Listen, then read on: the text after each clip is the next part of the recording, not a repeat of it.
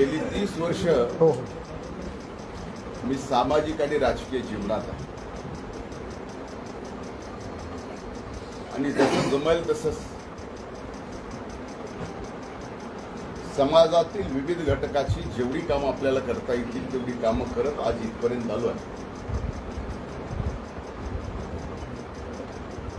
खरं तर स्वर्गीय गोपीनाथरावजी मुंडे साहेबांची आणि स्वर्गीय अण्णांचे संस्कारातून मी या ठिकाणी घडलो आहे। जात पात धर्म पाळायचा नाही ही शिकवण मला स्वर्गीय मुंडे साहेबांनी आणि अण्णांनी दिलेली आहे।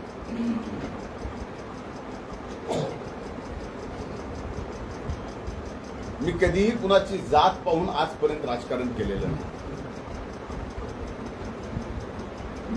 माझ्या स्वतःच्या ज्या जातीत मी जन्माला आलोय त्याच्यापेक्षा जास्त वेगवेगळ्या जातीतले माझे मित्र परिवार आणि माझे सहकारी आहेत। 2002 ला ज्यावेळेस मला पहिल्यांदा जिल्हा परिषदेच्या सदस्य म्हणून निवडून यायची संधी मिळाली आणि मी सभागृहात गेलो त्यावेळेस पहिल्या बैठकीत मराठा समाजाला आरक्षण मिळालं पाहिजे असा ठराव बीड जिल्हा परिषदेमध्ये मी घेतला आणि महाराष्ट्रातली ती पहिली जिल्हा परिषद होती की ज्यामुळं त्या एका ठरावावर राज्यातील वेगवेगळ्या जिल्हा परिषद नगरपंचायत नगरपालिका महानगरपालिका पंचायत समिती ग्रामपंचायतीपर्यंत एक नवीन चळवळ उभी राहिली आणि मराठा आरक्षणाचे ठराव प्रत्येक ठिकाणी होऊ लागले। ज्या ज्या वेळेस या महाराष्ट्रात या परळीत मराठा समाजाच्या आरक्षण त्याची आंदोलनं झाली त्या प्रत्येक आंदोलनात मी स्वतः सहभागी होतो। अगदीच काय लोकसभेची निवडणूक झाल्यानंतर परळीमध्ये जे मनोज जरांगेंचं आंदोलन झालं त्या आंदोलनाला जागा देण्यापासून पाणी देण्यापासून आंदोलनाला येणाऱ्या अनेक सहकाऱ्यांना वाहनं देण्यापर्यंत आम्ही या ठिकाणी मदत केलेली आहे। माझ्या सर्व सहकार्यांनी केली आहे। समाजाच्या लढ्याचे नेतृत्व करणारे त्या काळात स्वर्गीय अण्णासाहेब जावळे स्वर्गीय विनायकराव मेटे छत्रपती संभाजी महाराज यांच्या सोबत खांद्याला खांदा लावून मराठा आरक्षणाच्या लढाईत मी उतरलेलो। जगात 58 मराठा लाख मराठाचे मोर्चे निघाले एक आदर्श जगात घडवला। त्या मोर्चामध्ये मुंबईच्या मोर्चात मला सहभागी होता आलं आणि त्या मोर्चामध्ये जर बोलायचं असेल तर बोलण्याची संधी सुद्धा त्या ठिकाणी मला दिली गेली होती। मी 5 वर्ष राज्याचा विरोधी पक्ष नेता म्हणून काम केलं। 5 वर्षाच्या त्या काळात जेवढी आंदोलनं झालं तेवढे दिवस मी सभागृह बंद केलं आणि सभागृह बंद केलं नाही तर नरड्यातून रक्त पडेपर्यंत मराठा समाजाला आरक्षण मिळालं पाहिजे याच्यासाठी आवाज उठवला, सभागृहात उठवला आणि त्याचे पुरावे आजही विधिमंडळामध्ये विधिमंडळाच्या लायब्ररीत आहेत। आणखीन एक महत्वाची गोष्ट सांगतो। नगर जिल्ह्यामध्ये एक बलात्कार झाला होता कोपर्डीला। त्यावेळेस तिथं कुणीही गेलं नव्हतं। अल्पवयीन मुलीवर बलात्कार झाला। मी स्वतः पहिल्यांदा गेलो।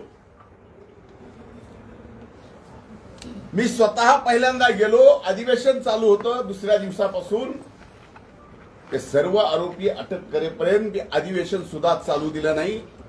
ही मराठा समाजाच्या प्रती आमची प्रामाणिक निष्ठा आहे।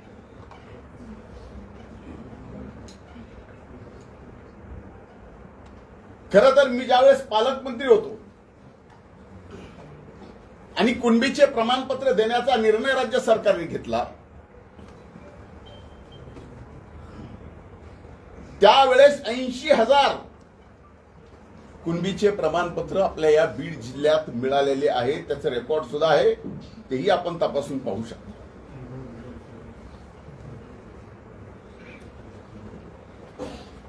मंत्री म्हणून मला ज्यावेळेस त्यांचं उपोषण सोडायला लावलं मनोज जरांगेंचं, त्यावेळेस माझ्या हाताने त्यांनी एकदा उपोषण पण सोडलं. तसं माझं त्यांचं काही वैर नाही. जीवनामध्ये कधीच 17 तारखेची सभा सोडता मनोज जरांगेच्या विरोधात मी एका शब्दानेही बोललेलो नाही, एक आरोपही केला नाही. आणि अशा परिस्थितीमध्ये एकीकडे आपण सर्व समाजाला, 18 पगड जातीला, बहुजन समाजाला सोबत घेऊन जात असताना हा व्यक्ती कसाच आता आवरत नाही. म्हणून यालाच पूर्णपणानं राजकीय, सामाजिक एवढंच नाही तर मनोज जरांगेंना वाटतं की धनंजय मुंडे या पृथ्वी तलावरच नसावा.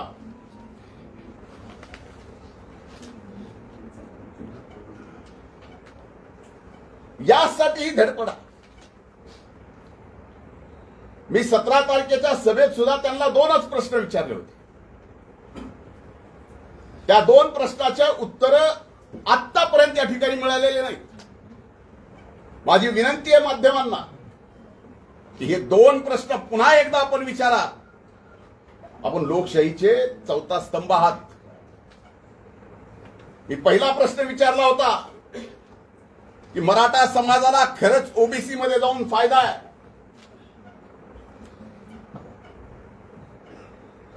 का ईडब्ल्यूएस मध्ये जाऊन फायदा आहे, आणि याचं खरं भरं 12.5 कोटी जनतेच्या समोर त्यांनी यावं, आम्ही येतो. महाराष्ट्राच्या जनतेच्या समोर एकदा होऊन जाऊ द्या की फायदा ईडब्ल्यूएस मध्ये, फायदा ओबीसी मध्ये. त्याचं उत्तर नाही आलं.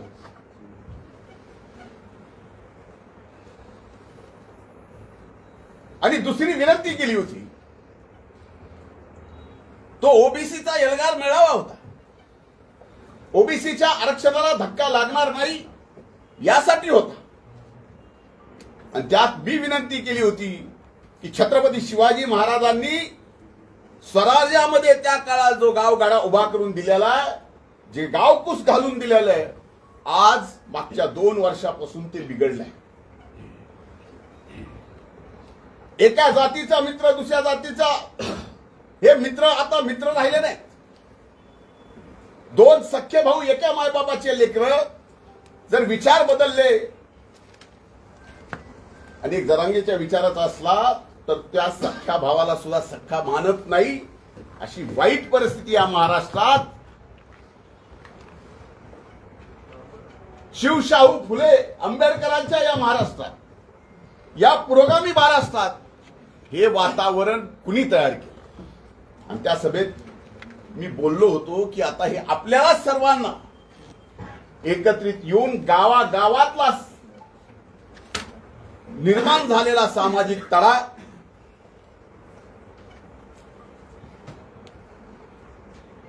आपल्याला त्या ठिकाणी नीट घडी बसवावी लागेल. मला आजही आठवतं की या बीड जिल्ह्यामध्ये एका फोनवरून एका लोकप्रतिनिधीला एक जणांनी फोन केला आणि त्या लोकप्रतिनिधींनी सांगितलं की याला काय ग्रामपंचायतीला निवडून आलेत का जरांगे. त्यावेळेस ज्यांची ज्यांची घरं जाळली ती घरं मराठा समाजाची जाळली, ओबीसी मधल्या अनेक जणांची घरे जाळली. ही प्रवृत्ती कुणाची आहे? हे पिल्लावळे जे आता तयार झाले घर जाळण्यासाठी, कुणालाही संपवण्यासाठी, हे कुणाचे? आम्ही तर असं केलं नाही. जर आम्हाला कुणी शिव्या जरी दिल्या तरी आम्ही गप्प बसतो. अरे माझे तर उदाहरण माझे सहकारी सांगतील, तलवारीनं मला मारायला आलेले ज्यावेळेस लक्षात आलं, दुसऱ्या दिवशी माझ्या घरी आले, मी त्यांची गळा भेट करून बसून त्यांना चहा पाजला. एवढे असंख्य उदाहरण आहेत. आणि आज मात्र जरांगेंनी माझ्या एकाच प्रश्नाचं उत्तर द्यावं, कधी आहे तुमची तयारी? ईडब्ल्यूएस मध्ये जास्त आरक्षण मिळतं का ओबीसी मध्ये जास्त आरक्षण मिळतं? तारीख तुम्ही सांगा, जागा तुम्ही सांगा. अख्खा महाराष्ट्र बघेल आणि एकदा दाखवून देऊ की ईडब्ल्यूएस मध्ये जास्त मिळतं का ओबीएस मध्ये जास्त मिळतं, ओबीसी मध्ये जास्त मिळतं. आणि आता मात्र मारहाणीच्या मारणाराच्या अशा पद्धत तुम्ही हक्यांना मारलं. मारामारीची प्रवृत्ती कुणाची आहे? तुम्ही वाघमाऱ्यांना मारलं, तुम्ही कर्नालला मारलं. असे किती उदाहरणं देऊ की तुम्ही एवढ्या सगळ्या लोकांना मारलं. आणि आता मात्र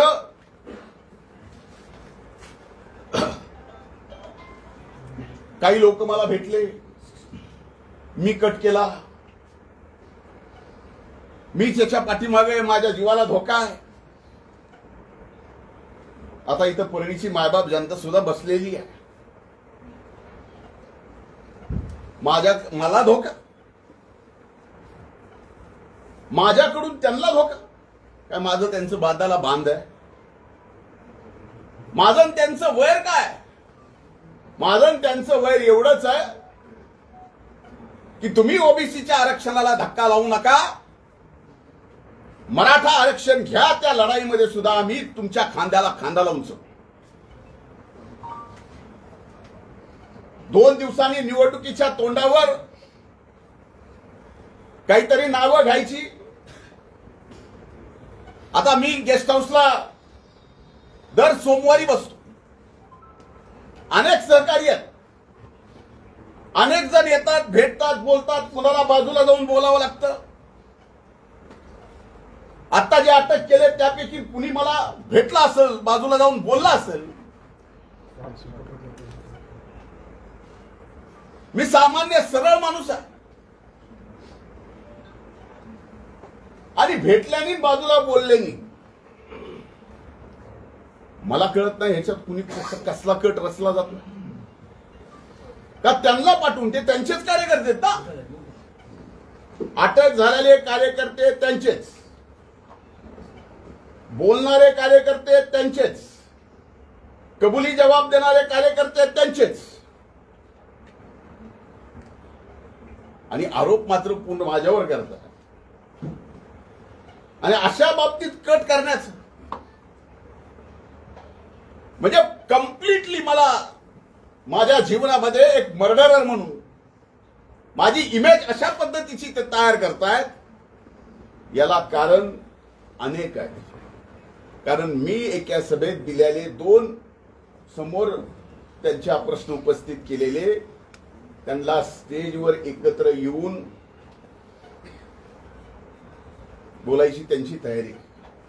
माझं तर म्हणणं आहे की या प्रकरणामध्ये आता महाराष्ट्र पोलिसांनी मनोज जरांगेंना धमकी आहे, मी त्यांना काही करायचा प्रयत्न करतोय, असं जर चाललं असेल तर माझी आजच्या या माध्यमातून, तुमच्या सर्वांच्या माध्यमातून मागणी आहे की या सर्व प्रकरणाची चौकशी ही आता महाराष्ट्र शासनानं नाही तर सीबीआयनीच केली पाहिजे. आणि याच्या पलीकडे जाऊन सांगतो, जर माझ्या मनात जरी असं पाप आलं असेल, कुणाला मारायचं, कुणाला थापड मारायची, कॅम्पिंग कुणाला काही करायचं, तर माझी ब्रेन मॅपिंग करा. माझ्या ब्रेन मॅपिंग सोबत जरांगेची करा, जे आता आरोपी पकडलेत त्यांचीही करा, आणि ब्रेन मॅपिंग सोबत नार्को टेस्ट सुद्धा करा. कोर्टाची अडचण येत असेल तर मी स्वतः वकील लावून आरोपीची जरांगेची आणि माझी कोर्टाकडून परवानगी घेऊन या ठिकाणी ब्रेन मॅपिंग आणि नार्कोची टेस्ट एकदा करू, म्हणजे लक्षात येईल खरं काय खोटं काय. उठायचं आणि एखाद्याला बदनाम करायचं आणि आमचं बोलणं मुख्यमंत्र्याची आयमाय काढायची, भुजबळांची आयमाय काढायची. आमची तर जपच आहे. पंकजा ताईला काय नाही ते बोलायचं. घरात इंग्रज आले होते. ही बोलायची पद्धत आहे का पुरुषाची?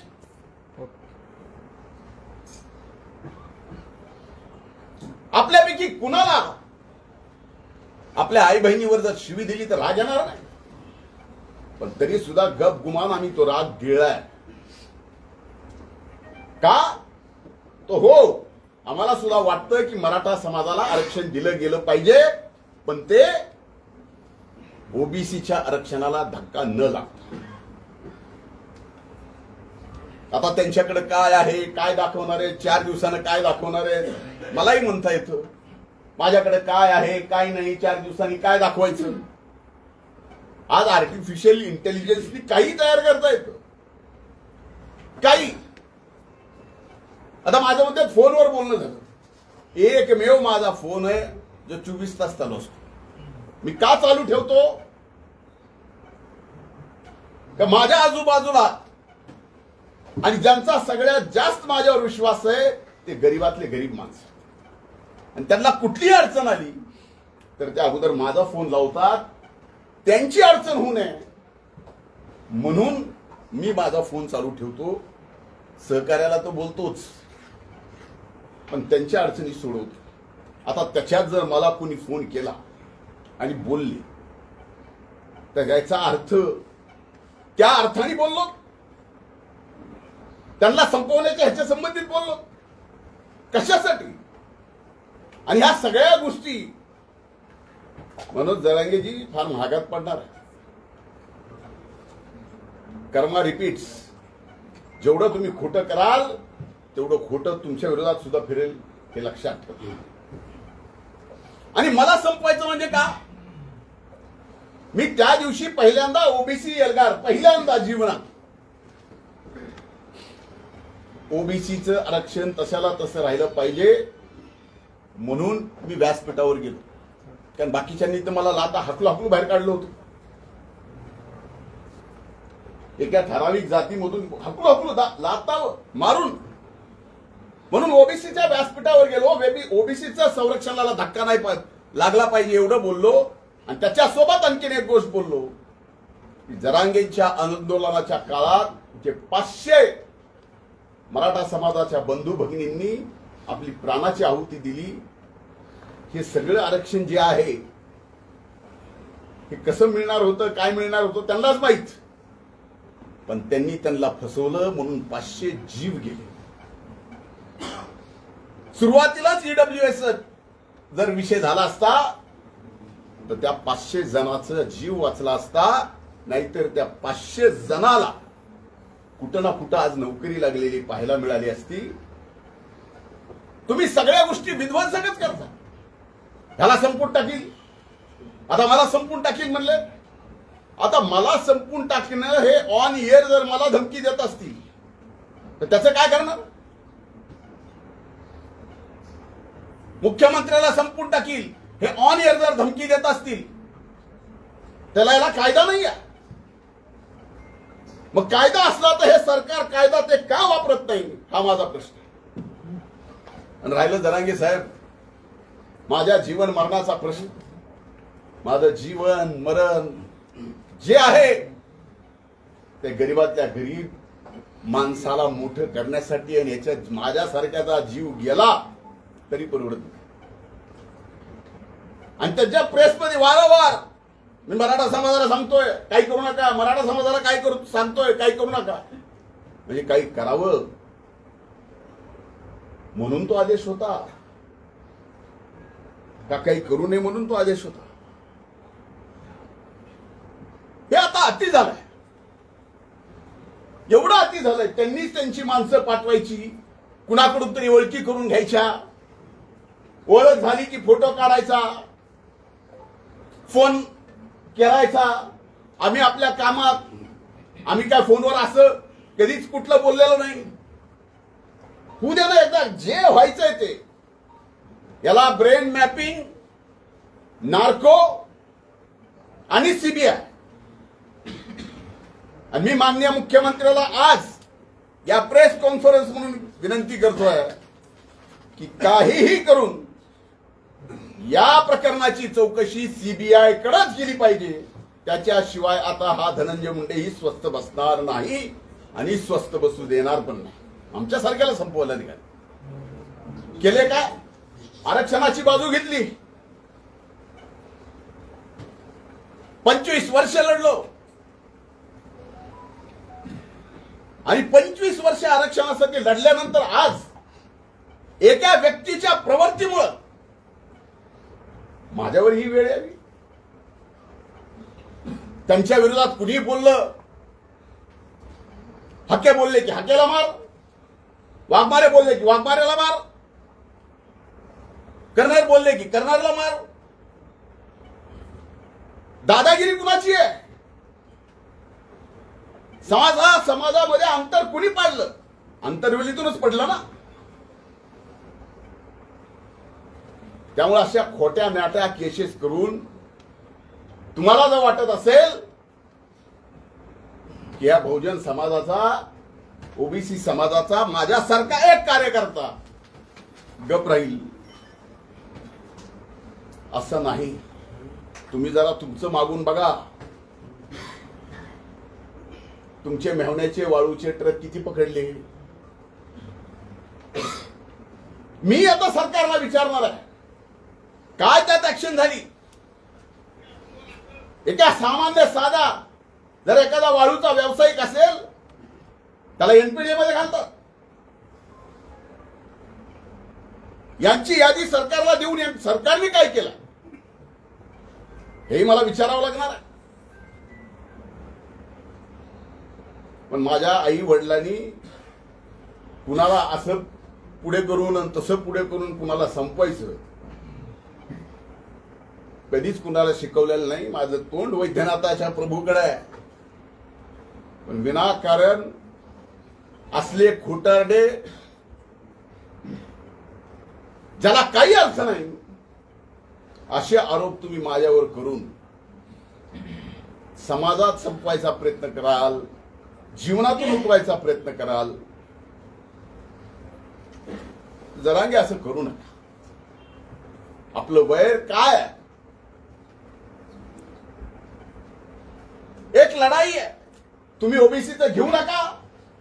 तुम्हाला जे पाहिजे ते ईडब्ल्यूएस मधून घ्या किंवा आणखीन कुठलं घ्यायचंय ते घ्या.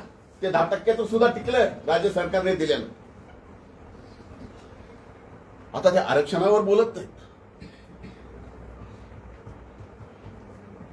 त्यांना आता शेतकरी नेता व्हायचं.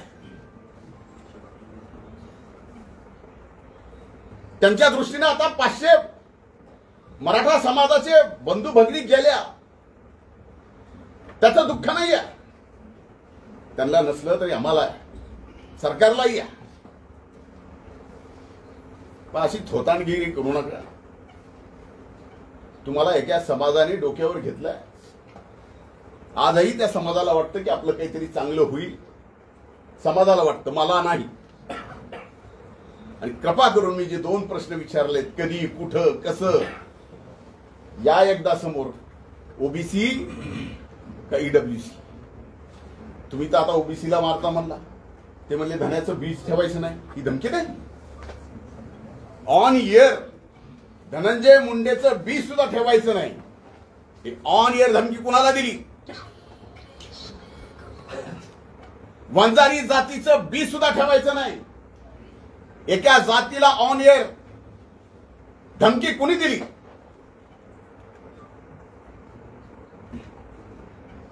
ओबीसीचे सगळे बीला बी या महाराष्ट्रातून उपटून टाका. धमकी कुणी दिली? जरांगे, जर सगळेच अधिकार तुमच्याकडे आहेत आणि सरकार जर तुमचंच ऐकत असेल तर या अख्ख्या ओबीसी समाजाला गोळ्या घाला आणि महाराष्ट्रातून संपूर्ण टाका ना.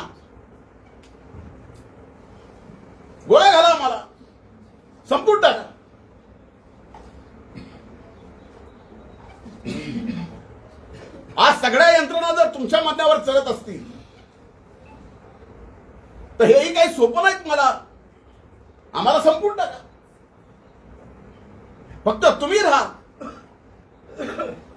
मला आजही आठवतं ज्यावेळेस 17 तारखेच्या सभेत मी ईडब्ल्यूएस आणि ओबीसीचा मुद्दा काढला, त्यावेळेस मराठा समाजातल्या अतिशय हुशार तत्वज्ञानी शिकलेल्या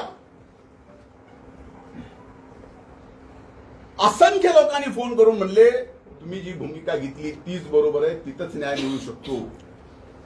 मराठा समाजातल्या अनेक तरुणांनी, अनेक माझ्या सहकार्यांनी म्हणले ही भूमिका घेतली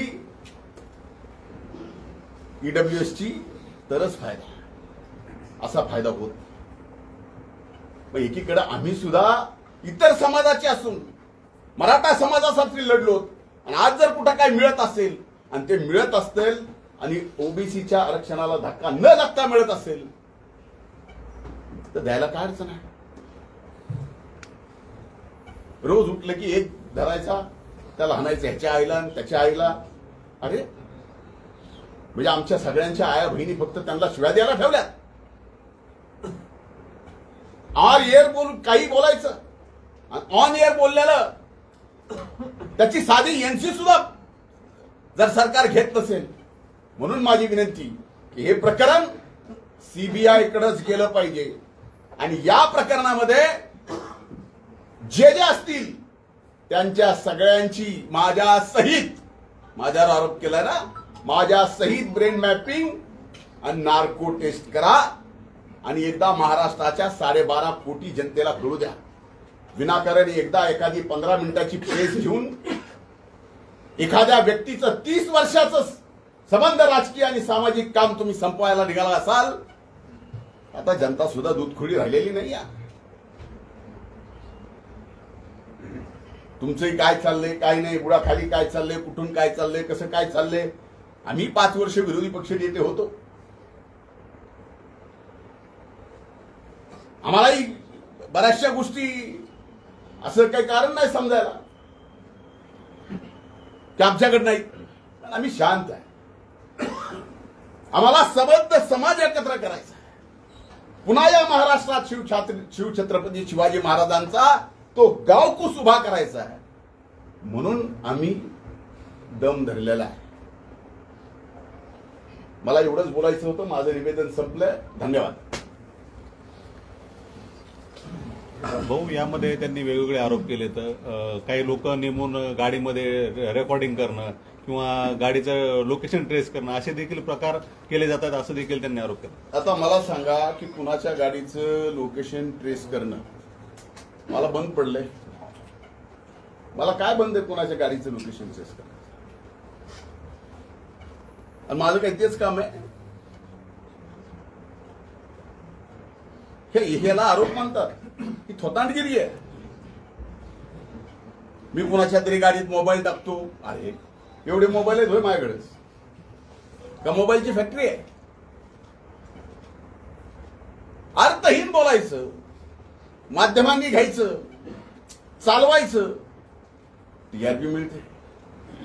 आता माझ्या प्रश्न आणखी मिळेल. कुणाला सोडलंय तुम्ही? कुणालाच नाही.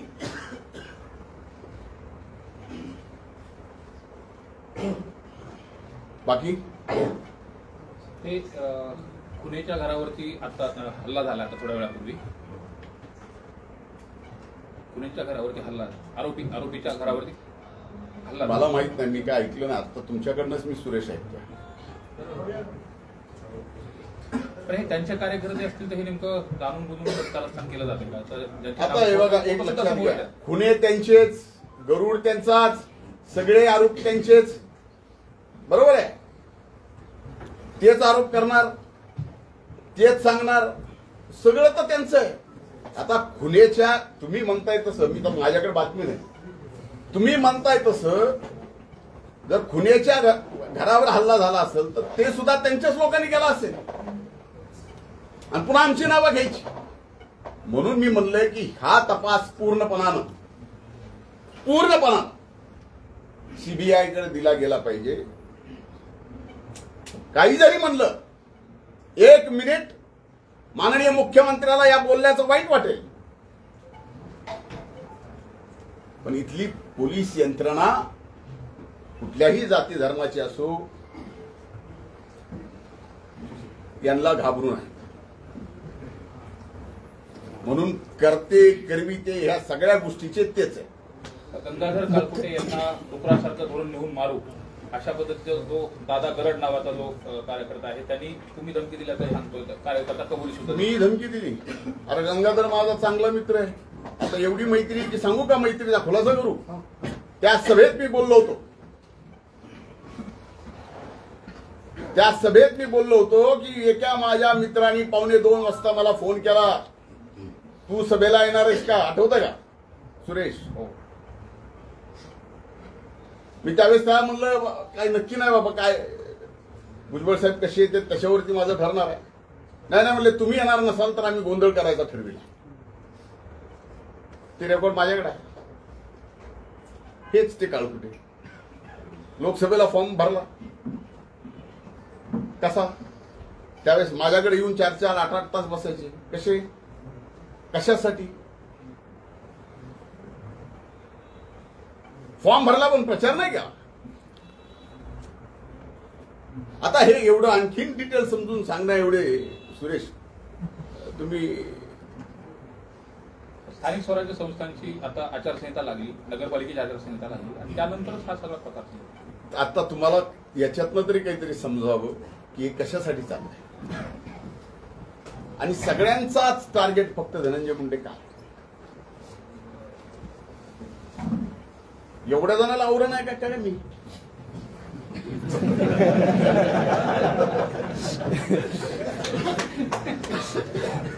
कमाल आहे.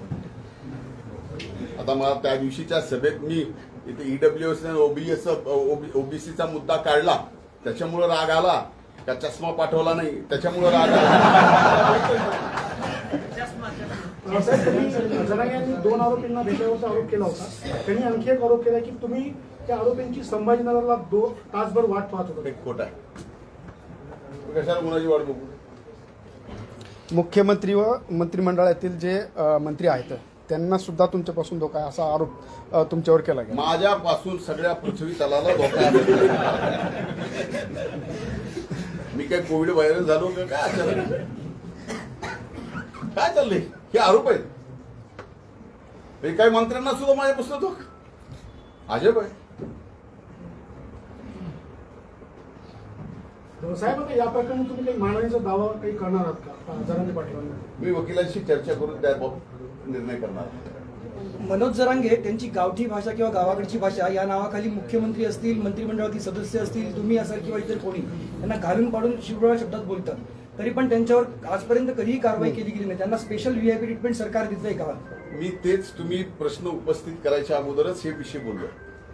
मी स्वतःच प्रश्न विचारला की ऑन एअर जर ते मान्यवर कॉन्स्टिट्युशनल पोस्टच्या तिथं बसलेल्या मुख्यमंत्र्यापासून उपमुख्यमंत्र्यापासून मंत्र्यापासून आमच्या सगळ्यापर्यंत कुणाची आयमाय काढायची ऑन एअर आणि त्यात सरकार काय करणार नाही.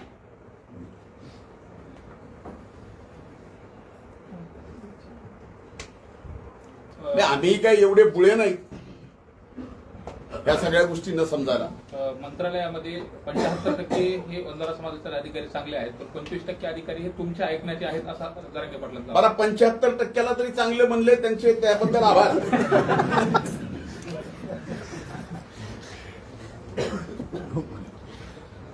चला ठीक आहे, ओके, आभारी सगळ्यांचा. भाऊ कायदेशीर हे करणार तुम्ही कायदेशीर बाजू काही? मी म्हणलं ना की माझ्या वकिलाशी चर्चा करून मी थँक्यू.